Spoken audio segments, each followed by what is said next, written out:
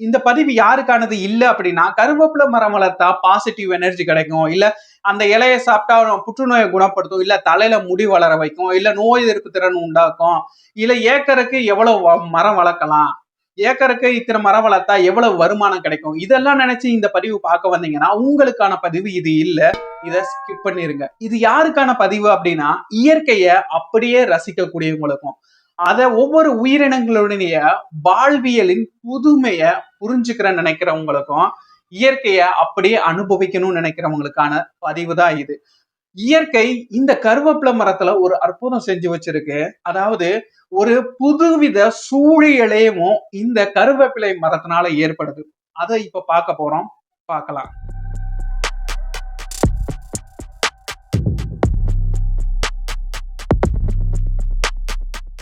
அதாவது ஒரு கருவேப்பிலை மரத்தோட விதை மண்ணுல விழுகுது இயற்கையா. அது விழுந்த பின்னாடி அது முளைக்கிறதுக்கு ஒரு சில காரணங்கள் தேவை. அது சூழியல் பொருந்தி இருந்தா மட்டும்தான் அது முளைக்க ஆரம்பிக்கும். அதுக்கான சூழியல் காரணங்கள் சரியான வெப்பம் இருக்கணும், சரியான ஈரப்பதம் இருக்கணும், அந்த விதை அப்பதான் பழம் முழு பழமாக்கி கீழே விழுந்திருக்கணும், அந்த விதை இப்பதான் விழுந்திருக்கணும். இதெல்லாம் இருந்துச்சுன்னா அந்த விதை முளைக்க சாத்தியக்கூறுகள் அதிகமா இருக்கு. இந்த விதையினுடைய முதல் இலக்கியமும் இலைகளை கொண்டு வரணும் அப்படிங்கிறது தான். ஏன் அப்படின்னா, இலைகள் மூலமா தான் அதற்குரிய உணவை அதுவே தயாரிச்சுக்க முடியும். முதல்ல இலை வளர்ற வரைக்கும் தனக்குள்ள சத்துக்களை வச்சிருக்கணும். அதுக்குள்ள சத்துக்கள் தீர்ந்து போச்சுனாலும் இந்த துளிர் இறந்து போயிடலாம். ஈரப்பதம் சரியா இருக்கணும். அதிக அளவு இருந்துச்சுன்னா பூஞ்சைகள் தொற்று ஏற்பட்டு நோய்வாய்ப்பட்டு இறந்து போகலாம். இல்ல அங்க ஈரப்பதமே இல்லைன்னா வறண்டு போய் இறந்து போகும். அப்படி இல்லையே, இந்த துளிர் ரொம்பவே மென்மையா இருக்கும். அதிகமான காற்றடிச்சாலும் இது முறிஞ்சு போக வாய்ப்பு இருக்கு. ஒரு மழை பெஞ்சு நீரோட்டம் போனாலே அதுலயுமே இது உடைஞ்சு போக வாய்ப்பு இருக்கு. இதெல்லாம் இல்லாம சரியான ஒரு சூழல் இருக்கணும். அதுக்கப்புறம் சின்ன சின்ன பூச்சிகளின் தொல்லைகள் இருக்கக்கூடாது, புழுக்களின் தொல்லைகள். இப்ப அதெல்லாம் இந்த துளிர்களை சாப்பிடக்கூடிய வாய்ப்புகள் நிறையவே இருக்கு. இதெல்லாம் கிட்ட இருந்து தப்பிச்சு இது வளர ஆரம்பிக்கணும். இப்படி எல்லாத்துக்கிட்டையும் தப்பிச்சு இது அதிகமான இலைகளை வளர்க்க ஆரம்பிச்சிருச்சுன்னா நம்ம ஆளுகளும் சும்மா இருக்க மாட்டாங்க. பார்த்தாங்கன்னா போய் உருவிட்டு தேங்காய் சட்னில போட்டு தாளிச்சு சாப்பிட்டு போயிடுவாங்க. சாப்பிடவும் மாட்டாங்க, அதை கீழே போட்டு போயிடுவாங்க. அப்படி நம்ம கிட்ட இருந்தும் தப்பிச்சு இது பத்திரமா வாழ ஆரம்பிக்கணும். முதல்ல இலைகள்லாம் வளர ஆரம்பிச்சோன்னே உணவு தயாரிக்க ஆரம்பிக்கும். அதுக்கப்புறம் தான் இதனுடைய வளர்ச்சி அதிகமானதா இருக்கும். உணவு தயாரிக்கிறது நம்ம சின்ன வயசுல இருந்து படிச்சிருப்போம். ஆனாலும் நல்ல ரைமிங்கோட டைமிங்கோட நான் ஒரு தடவை சொல்றேன். அதாவது ஒரு தாவரம், இப்ப நம்ம கருவேப்பிலை மரத்தையே எடுத்துக்குவோம். இந்த கருவேப்பிலை மரம் உணவு தயாரிக்கிறதுக்கு மொத்தம் 3 பொருட்கள் தேவை. 1 சூரிய ஒளி, 2வது தண்ணி, 3வது கார்பன் டை ஆக்சைடு. இது 3 இருந்துச்சுன்னா உணவு தயாரிக்க ஆரம்பிக்கும். அந்த கருவேப்பிலை மரத்தினுடைய இலைகள் தான் சமையல் கட்டுன்னு வச்சுக்குவோம். இதுக்கு தண்ணி வேணும் அப்படின்னா வேர்கள், இந்த வேர் பயல்கள் அவங்க போய் தண்ணி எல்லாம் எடுத்துட்டு தண்டு வழியா இந்த இலைகளுக்கு கொடுத்துருவாங்க. அதுக்கப்புறம் இந்த இலைகளுக்கு சூரிய ஒளி வேணும்ல, இந்த சூரிய ஒளியை பிடிக்கிறது தான் இலைகள்ல இருக்கக்கூடிய பச்சையம். பச்சையம் இந்த சூரிய ஒளியை பிடிச்சு வச்சுக்கிறோம். அப்புறம் தண்ணி வந்தாச்சு, சூரிய ஒளி வந்தாச்சு. அதுக்கப்புறம் கார்பன் டை ஆக்சைடு வேணும். இந்த கார்பன் டை ஆக்சைடை பிடிக்கிறது தான் ஸ்டொமேட்டோ அப்படின்ற சின்ன சின்ன நுண்துளைகள். இந்த இலைக்கு கீழே தான் இந்த ஸ்டொமேட்டோ இருக்கும். அதாவது எல்லா தாவரங்கள்லயும் இலைக்கு கீழே தான் இருக்கும்னு கிடையாது. ஒரு சில தாவரங்கள்ல மேல இருக்கும், ஒரு சில தாவரங்கள்ல 2 பக்கமும் இருக்கும். இந்த கருவேப்பிலை மரத்துக்கு கீழே தான் அதிக அளவு இந்த ஸ்டொமேட்டோ இருக்கும். சின்ன சின்ன நுண்துளைகள். இந்த வாய் திறந்த மணிக்கு இருக்கிறதுல காற்று உள்ள வரும். அதுல இருந்து கார்பன் டை ஆக்சைடை எடுத்து இந்த 3த்தையும் வச்சு குளுக்கோஸை தயாரிக்கும். குளுக்கோஸை தயாரிக்கும் போது இது 3ஐயும் மிக்ஸ் பண்ணி தயாரிக்கும் பொழுது கழிவா ஒண்ணு வெளியேறும். அதுதான் ஆக்சிஜன். ஸ்டொமேட்டோவோட ஓட்ட வழியாவே வெளியே விட்டுரும். ஒரு 1.5 வருஷம் 2 வருஷம் ஆச்சுன்னா கருவேப்பிலை மரம் நல்ல புதர் மாதிரி வளர்ந்துரும். இந்த நேரத்துல இது அடுத்த கட்டத்துக்கு போகுது. அதாவது தன்னுடைய இனத்தை பெருக்க வேண்டும் அப்படின்ற கட்டாயத்துக்கு இந்த கருவேப்பிலை மரம் தள்ளப்படுது. அது முன்னாடி வரைக்குமே தனக்குத்தான உணவை தானே தயாரிச்சுக்கிட்டு எந்த ஒரு உயிரினத்தோட துணையும் இல்லாம வாழ்ந்துட்டு இருந்த இந்த மரம் இனத்தை பெருக்குவதற்காக வேறு உயிரினங்களின் துணையை நாட வேண்டியது இருக்கு. அதாவது ஒவ்வொரு தாவரத்துக்குமே சூலகம்னு ஒன்று இருக்கும், பெண் உறுப்பு, மகரந்த தாள்கள்னு ஒன்று இருக்கும், அது ஆண் உறுப்பு. இது ரெண்டும் ஒண்ணு சேரணும். இது ரெண்டையும் ஒண்ணு சேர்க்கிறதுக்கு ஒரு உயிர் வேணும். அப்போ அந்த உயிரை கவரணும். கவருவதற்காக இந்த கருவேப்பிலை மரம் என்ன செய்யுது அப்படின்னா மலர்களை வெளியிடுது. இந்த மலர்கள் நல்ல மனம் மிக்கதா இருக்கு. இந்த மனத்தினாலேயும் தேனீக்கள் கவரப்பட்டு இங்க வருது. நல்ல வெண்மை நிற பூக்களாக இருக்கு. இந்த வண்ணத்தாலும் கவரப்பட்டு அந்த மலர்கள்ல இந்த தேனீக்கள் உட்காருது. உட்கார்ந்தோடனேவும் உள்ள தேன் இருக்கான்னு குடிக்க ஆரம்பிக்குது. அந்த பூக்கள்ல இருந்த மகரந்த தாள்கள் இந்த தேனீக்களின் உடம்புல ஒட்டிக்கிறது. தேனீக்களின் உடம்பில் ஆயிரக்கணக்கான சின்ன சின்ன முடிகள் இருக்கும்.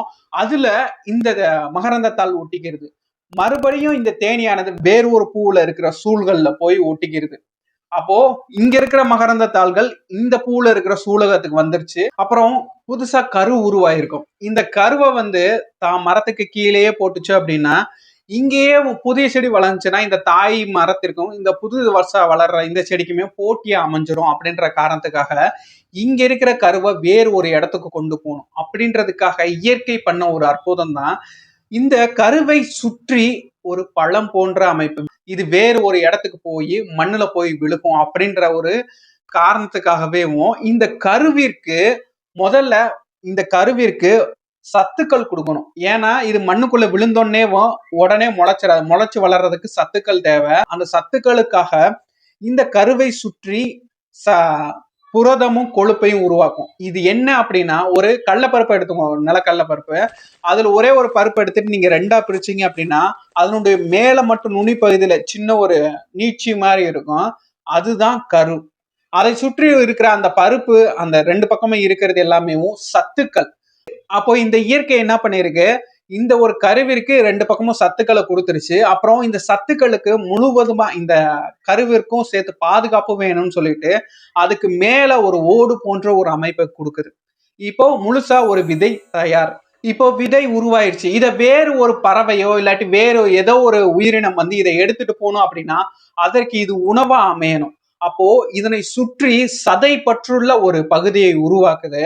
அது அந்த உயிரினங்களுக்கு பிடிச்சதா இருக்கணும் அப்படின்றதுக்காக சின்ன சின்னதா இனிப்பு சுவை சத்துக்கள் இதை எல்லாத்தையும் சேர்த்து ஒரு அமைப்பை உருவாக்குது. அதுதான் முழு பழமும்.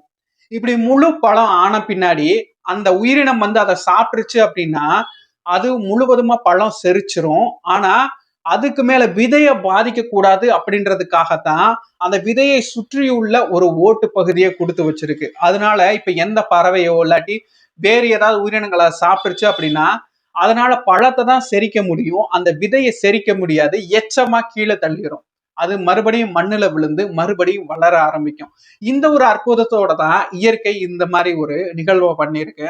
இதே மாதிரிதான் இந்த கருவேப்பிலை மரமும் முழுசா பழம் ஆயிருது. வேறு பறவைகள் இந்த பழத்தை விரும்பி சாப்பிடும். சாப்பிட்டுட்டு அதை எச்சமா மற்ற இடங்கள்ல போடுது.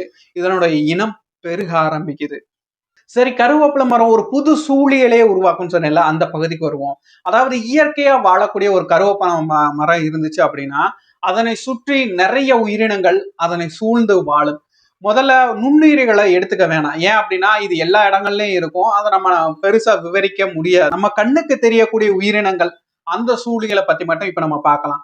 அதாவது முதல்ல இந்த ஒரு கருவேப்பிலை மரம் வளர்ந்துருக்கு அப்படின்னா ஏபிட்ஸ் அப்படின்னு சொல்லப்படக்கூடிய இந்த தாவரத்தின் சாறு பகுதிகளை உறிஞ்சி வாழக்கூடிய ஏபிட்ஸ் இந்த உயிரினங்கள் சின்ன சின்ன நுண்ணுயிரிகளா சின்ன சின்ன உயிர்களா இருக்கும். இது வரும். இது தாவரத்தை உறிஞ்சி சாப்பிட்டுட்டு இருக்கும். இதை சாப்பிட்றதுக்காக இந்த ஏபிட்ஸ் சாப்பிட்றதுக்காக லேடி பக் அப்படின்னு சொல்லப்படக்கூடிய இந்த சிவப்பு நிற பொறிவண்டுகள் இதை சாப்பிட்றதுக்காக இங்க வரும். இது இங்க வேட்டையாடிட்டு இருந்துச்சு அப்படின்னா இந்த ஏபிட்ஸ் எறும்புகளை தன்னுடைய பாதுகாவலனா வச்சிருக்கும். அது எப்படி எறும்புகளைனா இந்த ஏபிட்ஸை காப்பாத்துறதுக்காகவே எறும்புகள் வரும். எறும்புகள் இந்த லேடி பக் இந்த வண்டுகளை விரட்டி விடும். இது ஏன் இதை விரட்டி விடணும் அப்படின்னா இந்த எறும்புகளுக்கு இந்த ஏபிட்ஸ் ஹனி டியூ அப்படின்ற ஒரு இனிப்பான ஒரு சாறு பகுதியை கொடுக்கும். அதை சாப்பிட்டுக்கிட்டு இந்த ஏபிட்ஸை பூரா பாதுகாத்துட்டு இருக்கும் இந்த எறும்புகள். இந்த எறும்புகள் இந்த வண்டுகள் இதெல்லாம் வர்றதுனால சிலந்திகள் கூட அமைச்சு காத்துட்டு இருக்கும். வேறு ஏதாவது சில பூச்சிகள் ஏதாவது வண்டுகள் வருதா அப்படின்னு. இதெல்லாம் இருக்கிறதுனால இதுகளை சாப்பிடக்கூடிய பள்ளிகள் கரட்டான் இதெல்லாமே அங்க தங்கி இருக்கும். மகரந்த சேர்க்கை செய்யறதுக்கு தேனீக்கள் மட்டும் இல்ல, தேனீக்கள் அப்புறம் கொடுக்கில்லா தேனீக்கள் அப்புறம் ஒரு சில ஈக்கள் இருக்கு. மகரந்த சேர்க்கை செய்யக்கூடிய ஈக்கள் இதெல்லாமே சேரும். அப்புறம் முக்கியமா பறவைகள். பறவைகளுக்கு முன்னாடி இன்னொரு ஆள் இருக்காங்க, பட்டாம்பூச்சி. கருவேப்பிலை குடும்பத்தினுடைய மரங்கள். கருவேப்பிலை குடும்பம்னா அதனுடைய குடும்பம் எலுமிச்சம்பழம் மரம், இந்த கருவேப்பிலை அப்புறம் நார்த்தங்காய் இதெல்லாமே ஒரே குடும்பம். இந்த குடும்பத்துல மட்டுமே வாழக்கூடிய ரெண்டு வண்ணத்து பூச்சிகள் தான் மோர்மேனோ லைன் பட்டர்ஃபிளை அப்படின்னு. இது ரெண்டு என்ன பண்ணும்னா, ஒரு வண்ணத்து பூச்சி வந்துச்சுன்னா ஒவ்வொரு இலையிலயும் ஒவ்வொரு முட்டைகளை வச்சு விட்டு போகும். இது ஏன் ஒவ்வொரு இலையில வைக்குது அப்படின்னா, மொத்தமா ஒரே இடத்துல ஒரே இலையில வச்சு விட்டு போச்சுன்னா அதனோட முட்டைகள்லாம் பொரிஞ்சு ஒரே இலைய சாப்பிடுற உணவுக்காக சண்டை நடக்கும், அது இதுன்னு பிரச்சனைகள் இருக்கும். அதனால ஒவ்வொரு இலையிலையும் ஒவ்வொரு முட்டை வச்சு விட்டு போகும்.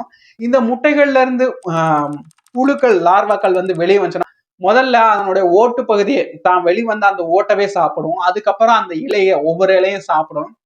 இந்த புழுக்கள் பார்க்கிறதுக்கு பறவை எச்சம் மாதிரியே இருக்கும்.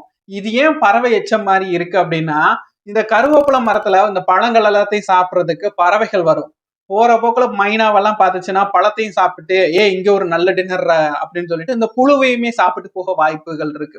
அதனால இந்த பறவைகள் கண்களுக்கு தெரியக்கூடாது அப்படின்றதுக்காகவே ஒரு பறவையினுடைய எச்சம் மாதிரியே அந்த நேரத்திலேயும் இந்த புழுக்கள் இருக்கும். இந்த நிலையில இருந்துட்டு அப்புறம் மறுபடியும் இது நிறம் மாற ஆரம்பிக்கும். நிறம் மாறிச்சு அப்படின்னா முழுவதும் பச்சை நிறமா மாறும். இந்த மாதிரி பச்சை நிறமா மாறிடுச்சுனாலும் இந்த பறவைகளுக்கு அதிக அளவு கண்களுக்கு தெரியறது கிடையாது. பச்சை நிறமா மாறிட்டு அப்புறம் இது பூட்டு புழுவா மாறும். அப்புறம் வண்ணத்து பூச்சியா மாறி இது பறந்து போகும். அப்போ இந்த வண்ணத்து பூச்சிகளுக்கும் இந்த கருவேப்பிலை மரம் தான் உறைவிடமா இருக்கு. இப்படி தானும் வாழ்ந்து கொண்டும் பல உயிரினங்களுக்கு ஒரு வாழ்க்கையும் கொடுத்துக்கிட்டு வாழக்கூடிய இந்த ஒரு கருவேப்பிலை மரம் ஒரு சிறிய அளவிலான ஒரு இயற்கை சூழ்நிலையை உருவாக்கிட்டு இருக்கு. இந்த ஒரு கருவேப்பிலை மரத்தை இயற்கையா பாத்தீங்க அப்படின்னா இதெல்லாமே இருக்கதான் செய்யும். இந்த கருவேப்பிலை மரத்தினுடைய வாழ்நாள் அப்படின்னு எடுத்துக்கிட்டோம்னா 20-30 வருடங்கள் வரைக்கும் கூட இந்த கருவேப்பிலை மரம் வாழக்கூடியதுதான். அடுத்து ஒரு நல்ல பதிவுல பார்க்கலாம்.